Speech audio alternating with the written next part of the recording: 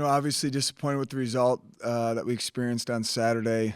Also, very encouraged by some of the things that we're seeing, not only in some performances on Saturday, but also the way that this team has transitioned and gotten right back into Maryland prep. Had a great practice this morning, and excited for the opportunity that's ahead. Going on the road for a Big Ten contest against a team that has the ability to play at a really high level, another explosive offense that we'll be dealing with, and excited for the challenge on a short week. To be honest with you, I think our football team is excited about the short week. Excited to get right back into practice. Had a great walkthrough last night, and really proud of the way that our guys transitioned into this morning. Coach, Saturday marked the second time this season that a road team celebrated on your home field. Does that give the team any additional fuel as you prepare to hit the road for a Big Ten game? Yeah, I think the way we're looking at it right now, we're sitting at 2-3. Can't do anything to change where that record is at. But I think this football team is very confident that we have more within us, and I think the challenge in front of us is to go be at our best on the road against Maryland, and do everything in our power to make sure that we return back to Evanston at 3-3 at the halfway point of the season. But it is a point of emphasis to protect our home field, and unfortunately twice this year we haven't been able to do that. But we'll worry about taking care of that here in a couple weeks when Wisconsin visits. Coach, against Indiana found holes in the middle of the field a lot. Is there talks with Tim about, hey, maybe we need to play less soft coverage, less cover four, maybe manning up? I know it's a young secondary and you don't want to leave them on islands at times, but playing more cover 2, cover 6, and just making sure that no one can just hit those hole shots and pick up 6 yards on first down and keep the chains moving. Yeah. I honestly, some of the RPO stuff that we've seen this year against a couple of our opponents, that's something I really prided myself on for a long time, of studying RPOs, how they're structured. There's been some new creative ways of attacking an RPO, and I'm excited about some of the conversations that are happening in our defensive staff room over the last couple of days. And to be honest with you, David, that's something that I got to do a better job of. Being a guy that's coached in the back half before and worked with safeties and DBs, of helping us find some answers to take our guys out of conflict, still be effective against the run game, but ensure that we're not opening up some of those windows that are being attacked in RPO. But that's something that we have to get fixed. We have to do a better job. We have to do a better job of forcing the quarterback to process post snap. And from the conversations we've had over the last couple of days, I'm confident that we're gonna get that corrected. What have you seen on tape throughout the season that has been so effective against you guys in the RPO game? Yeah, I'd love to talk with you offline on that, but I don't want to be giving anyone answers to the test on this one. Last game, a lot of IU fans in the crowd. Is that the home field advantage that you envision for this temporary project? And you talked with the department at all about ways to get more purple in the building? So much of the motivation, behind backing this project was, what it was going to be like for our student athletes to be able to play on campus. And then secondly, giving our students an opportunity to engage. What fired me up, honestly, was seeing our student section. I mean, it was packed. It's ready to roll.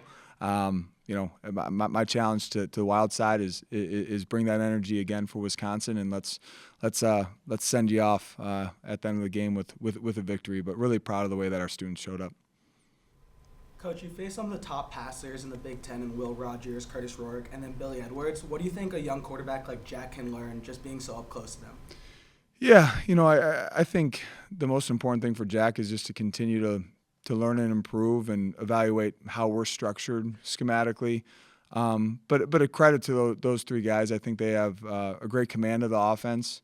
I think they play with a lot of confidence, and I think they do a good job of giving or taking what the defense is giving them and not trying to force things. And I'm so stinking excited about the progression we're seeing out of Jack. It's a credit to him, and anyone that knows Jack knows that like he is one of the hungriest, humble, a thirst for continued improvement, and we're seeing that out of him. Not just it was really fun to see that show up on game day because those are the things that we're seeing at practice.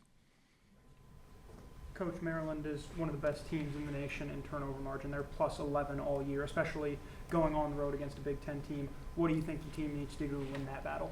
Yeah, we got to find a way on Friday night to flip that narrative because it's an impressive stat. It's a credit to all three phases of their game in terms of protecting the football and finding ways to take it away. And we know for us the equation for winning football here at Northwestern is to win in the turnover margin. Against Indiana, there were some opportunities for takeaways that we didn't capitalize on, and those potential takeaways would have been could have played a critical role in a different outcome. We got to make sure that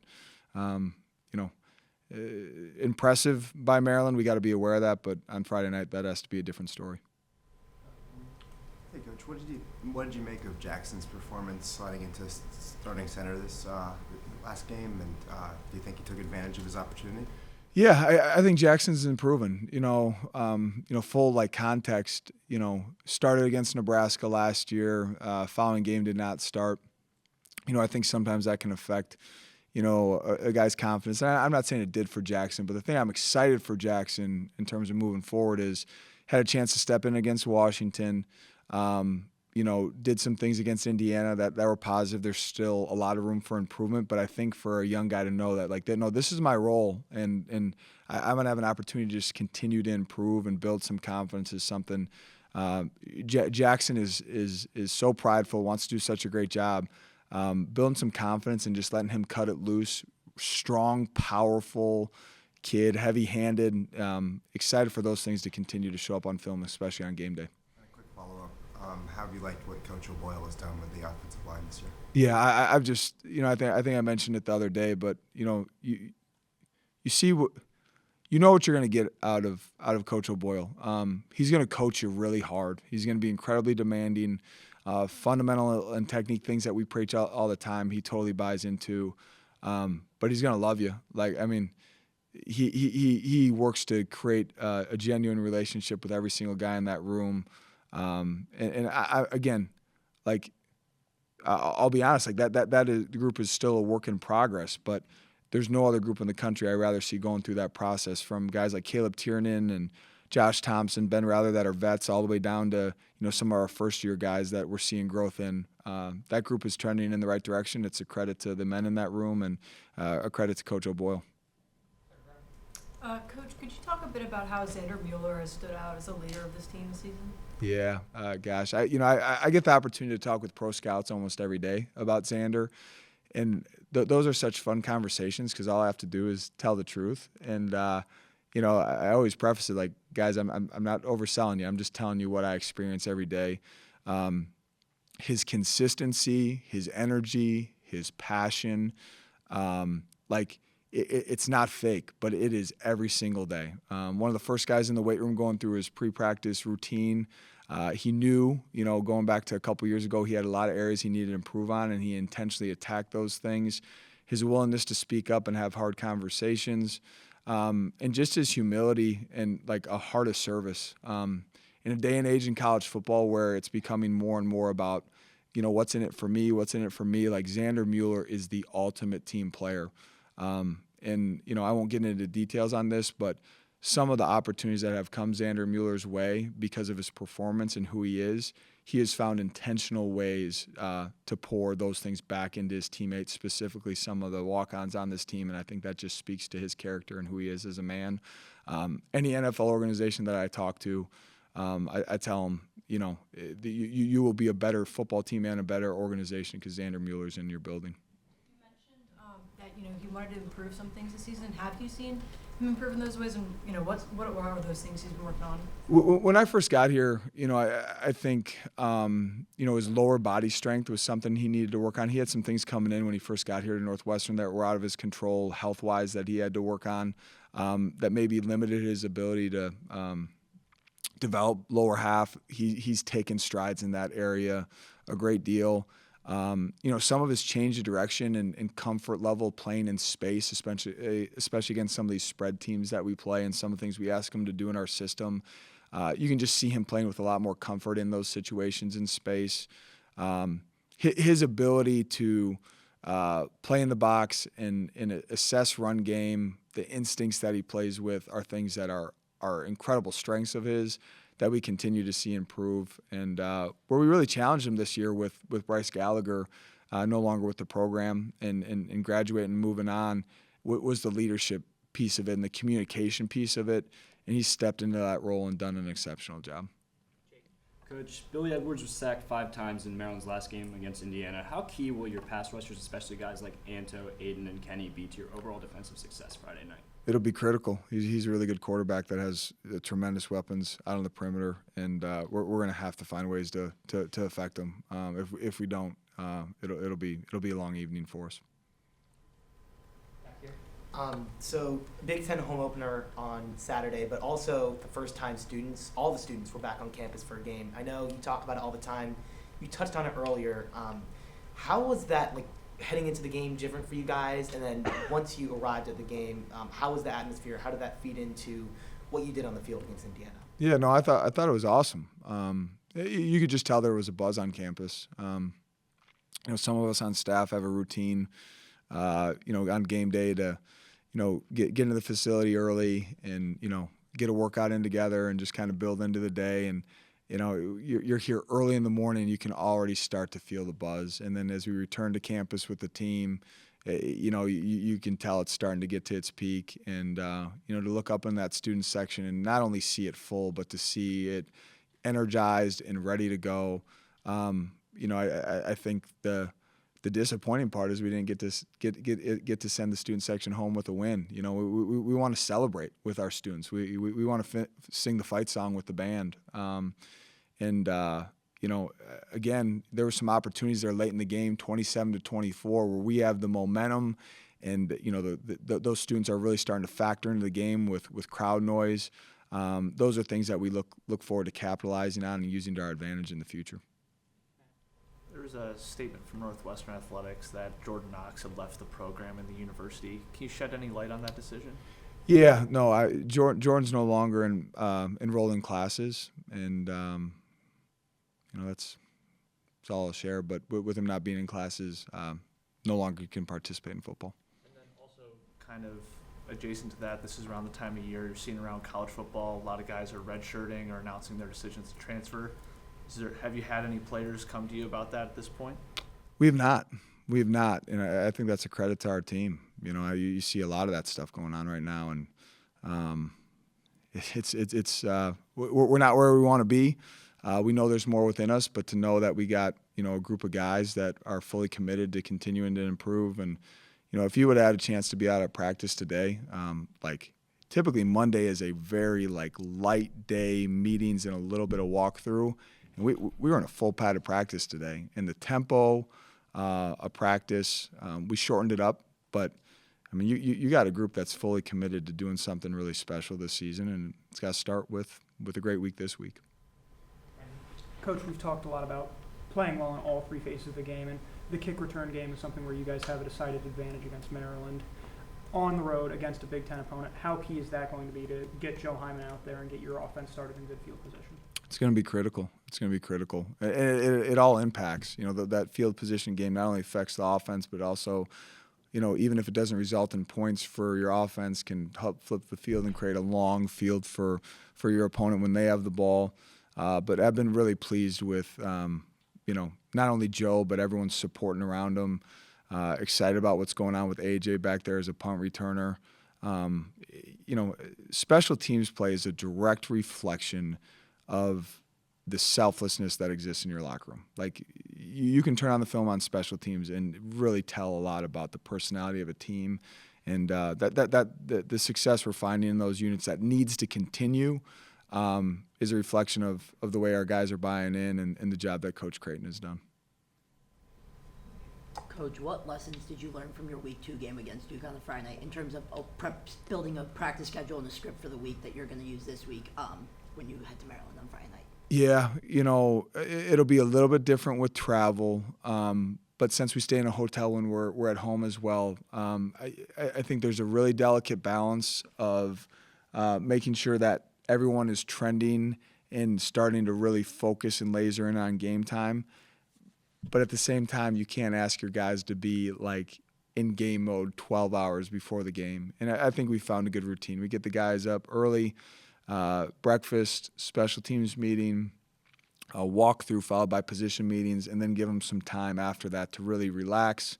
With it being a Friday game, you don't get a chance to watch other college football, but relax, unwind, spend some time together.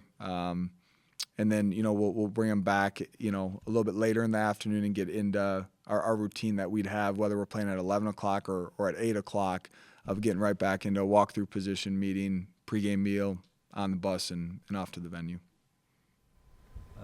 Coach, going back to special teams, we saw some great kick returns by Joseph Hyman on Saturday. One of them was brought back by a penalty. Could you talk about his growth this season, how he's impacted your special teams unit? Yeah. No, I mean, Joe's done a great job in the weight room this offseason. I mean, just really turning himself into, an every down back and a guy that can be really durable and handle a higher load. Really impressed with the things that he's done for us offensively. And then for him to really find like this niche role on special teams and really be able to put on full display his explosiveness. When you look at some of those returns, I think the thing I'm most proud of Joe for is like something about a returner that's so critical is, you really have to trust it. There's going to be tight windows, and you have to trust those windows and hit it, and it takes courage. And when you turn on the film and you watch Joe operate, that is a courageous dude that's trusting the guys in front of him, hitting it with conviction, and it's showing up in a lot of production, and something that we got to make sure continues. But you can tell there's like a certain vibe with that group, that there's confidence walking on the field that like, hey, at any moment something really special could happen. Coach, I'm just going to rattle off the injuries here. Where do you think Carmine will be? Will you expect him to play on Friday night?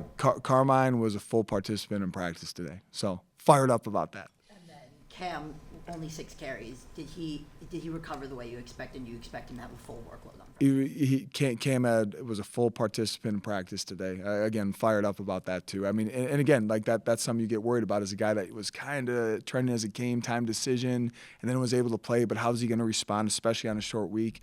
Cam, full participant in practice today, which was awesome to see.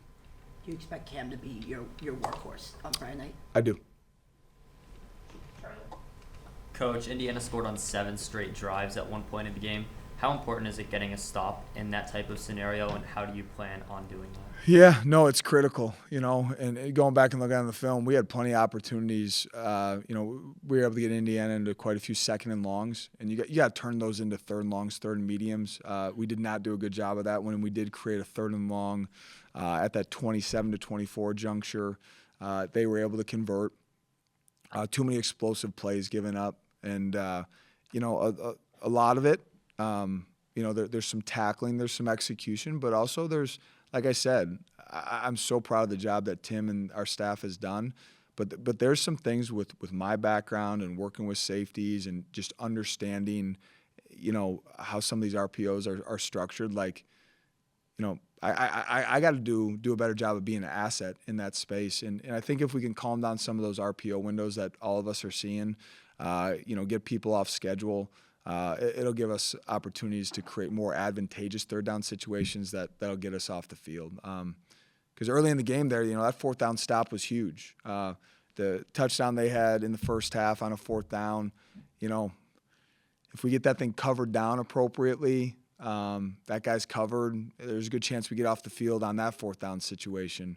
And then there's hopefully some momentum building into the second half where we can, again, that 27 to 24 juncture, we have an opportunity to create a 3 and out with all the momentum. So critical. And again, some in-depth conversations over the last 48 hours, but I'm excited about where this group is going, working into Maryland. Coach, last week Elijah Surratt, coming up this week Ty Felton. So back-to-back weeks where your team has to face a great number 1 receiver. Yep. What's the secondary's preparation for him looking like, especially now with last week already under your belt? Yeah, you got to be aware of where he's at. I think, credit to Maryland and Indiana.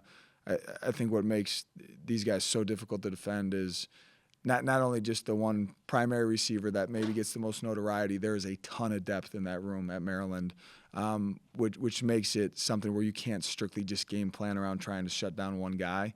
But you got to have an awareness of where he's lined up. And you got to have an awareness of the intent of the call. And at the end of the day, there's opportunities to become really aggressive. When you're really aggressive, it can expose you to maybe some explosive shot plays in the passing game. And then, when you're playing maybe a little bit softer coverage, you got to be willing to live with the 6-yard completion out to the flat and rally, tackle it, and you're on to the next play. But there's no doubt that this coaching staff and this team has a tremendous amount of respect for the talent that they have on the perimeter. Coach, I just wanted to ask about the options you have in the running game, whether it's Cam, Caleb, Joseph, or even Jack. What do you want to open up on Friday for that? Yeah, I think really just continuing to be who we are.